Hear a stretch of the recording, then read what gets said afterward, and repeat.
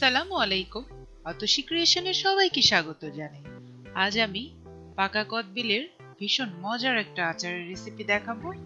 আর এই আচারের রেসিপিটা আশা করি সবাই পছন্দ করবে। আর কথা না বাড়িয়ে আমি এখন মূল রেসিপিতে চলে যাই। আমি এখানে কদবেলের আচার বানানোর জন্য পাকা পাকা কদবেল নিয়েছি। তো চাইলে আপনারা কাঁচা কদবেল দিয়েও করতে পারেন। এটা আমার দাদাবাড়ির গাছের কদবেল। এটা বাবা আমার জন্য কুরিয়ার করে পাঠিয়েছে অনেক দূর থেকে। তাই ভাবলাম একসঙ্গে এতগুলো গাছ পাকা কদবেল আচার বানিয়ে ফেলি। যাই হোক, শুরুতেই আমি এই চুলায় একটি প্যান বসিয়ে দিয়েছি। প্যানটা গরম হওয়া পর্যন্ত আমি অপেক্ষা করব। এরপরে আমি এখানে পরিমাণ মতো সরিষার তেলটা অ্যাড করে দিব। তো আমি এখানে সরিষার তেলটা খুব বেশি নিচ্ছি না, কারণ এই আচারটা আমরা খুব তাড়াতাড়ি খেয়ে ফেলবো।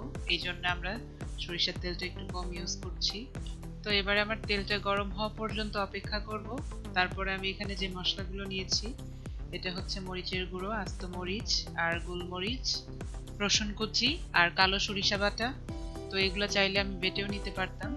যাই হোক, আমি আস্ত মরিচ আর গোলমরিচ তেলের মধ্যে দিয়ে দিব। তো এই পর্যায়ে আমি একটু নেড়েচেড়ে একটু ভেজে নিব। তো আমার এটা একটু ভাজা হয়ে গেলে আমি এখানে যে রসুন কুচি করে রেখেছি এটা দিয়ে দিব। তো আমার রসুন কুচিটা দেয়া হয়ে গেলে আমি খুব ভালোভাবে এটা একটু নেড়েচেড়ে একটু ব্রাউন কালার করে নিব।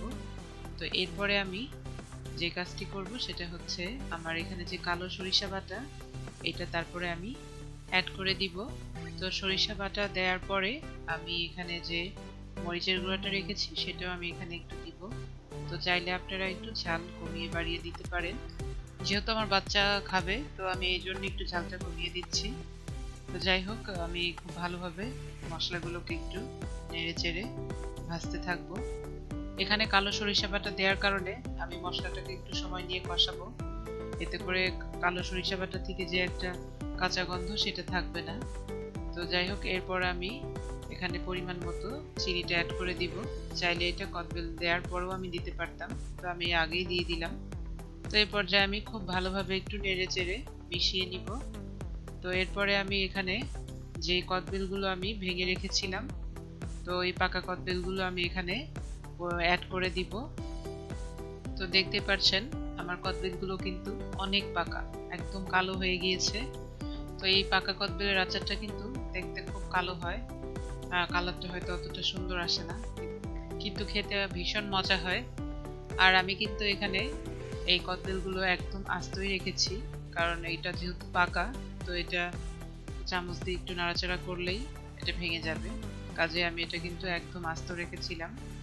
তো এই পর্যায়ে আমি ঠিক এইভাবে একটু ভেঙে ভেঙে এটাকে নরম করে নিব।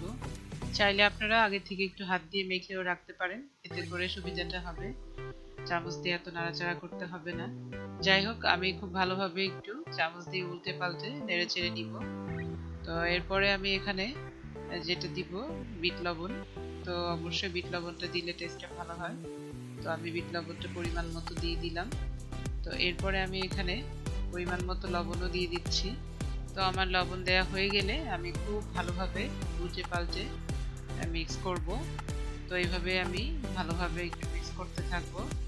তো এটা আসলে একটু সময় নিয়ে চুলার উপরে এভাবে একটু নাড়াচাড়া করতে হবে ধৈর্য সহকারে। তো এরপরে আমি এখানে যেটা দিব সেটা হচ্ছে ভিনিগার, অর্থাৎ সিরকা। তো আমি এখানে সিরকাটা দিব 3 টেবিল চামচের মতো। তো সিরকাটা দিয়ে খুব ভালোভাবে নাড়তে থাকবো। তো আমি চুলার উপরে ঠিক এভাবেই একটু সময় নিয়ে নাড়তে হবে। তো আমি একটু উল্টে পাল্টে এভাবে একটু নাড়াচাড়া করতে থাকবো। আর আমার আচারটা প্রায় শেষের দিকেই। তো শেষের দিকে আমি যেটা দিব সেটা হচ্ছে পাঁচফোড়ন। তো পাঁচফোড়নের যে মশলাটা, এটা হচ্ছে আমি খুব ভালোভাবে ভেজে পাটায় গুঁড়ো করে নিয়েছি। তো এটা আমি আচারের উপরে ছিটিয়ে দিব। তারপরে আমি একটু নেড়ে চেড়ে, খুব বেশি সময় চুলায় রাখবো না, একটু নেড়ে চেড়ে মিশিয়েই আমি এটা নামিয়ে ফেলবো। তো আমি এখানে পাঁচফোড়নের যে গুঁড়াটা, এটা 3 টেবিল চামচের মতো নিয়েছি। আর চাইলে অনেকেই আস্তটাও সরিষার তেলের মধ্যে ভেজে আচার বানিয়ে ফেলতে পারেন। তো এক এক আচারে এক এক রকম করে আসলে করা হয়।